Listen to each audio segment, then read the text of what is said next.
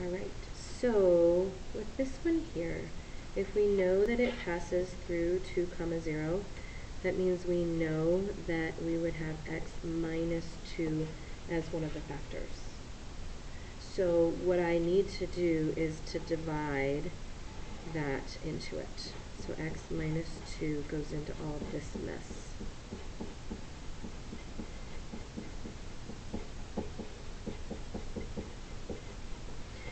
So I always start off with my first term goes into that first little spot there. I have what x cubed would make that happen, negative 2x cubed. Now I have negative 2, but I only wanted a negative 1, so if I put a positive x cubed, that'll give me my negative 1 when I combine them. So I need an x squared, a negative 2x squared. I already have negative 2, but I need negative 18, so negative 16 more will do that. And then I have what, positive 32x. I need to get rid of 16 of them to make that happen. And then that is a positive 32. So it does need to go in cleanly with no remainders, and it should, because we told you that that was one of the roots. So this is what I have next. Now I also know that x plus 1 is also a factor. So what I want to do now, I do have some choices. Right now I can go ahead and divide out, but I'm looking at this, I see negative 16 and negative 16, and I see a 1 and a 1. This guy here is factorable by grouping. So actually, if I factor out an x squared out of these first two terms, I'm left with x plus 1. And if I factor out a negative 16 out of both of those, I'm also left with x plus 1. And if I do that, this is then factorable as the difference of two squares. You got your plus 4 and your minus 4. And I don't have to do long division. So if you can see it, again, I saw that, I recognize that, ooh, those are both the same, and those are both the same, so it's probably factorable by grouping.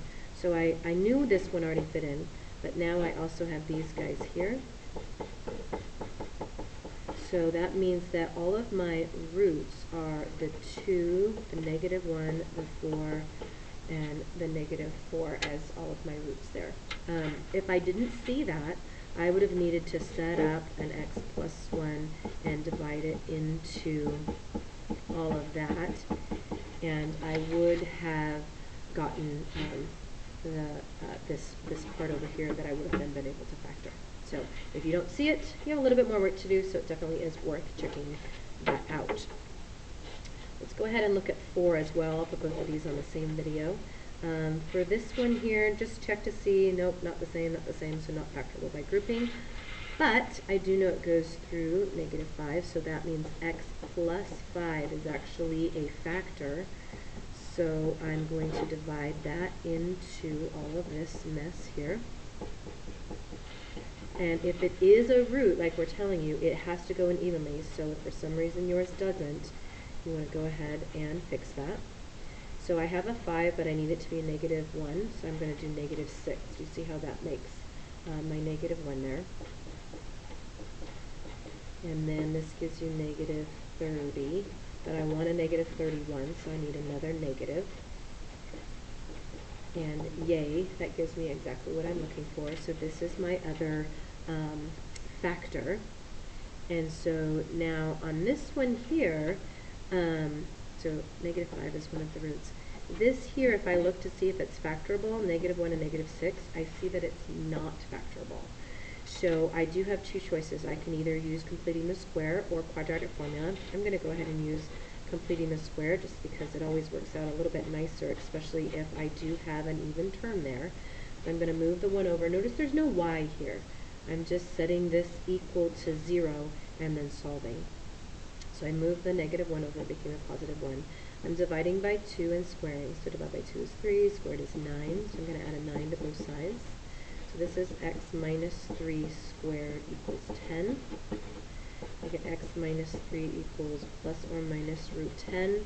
So I get x is equal to 3 plus or minus root 10. So my other two roots are 3 plus root 10 and 3 minus root 10, and sure enough, that was right there.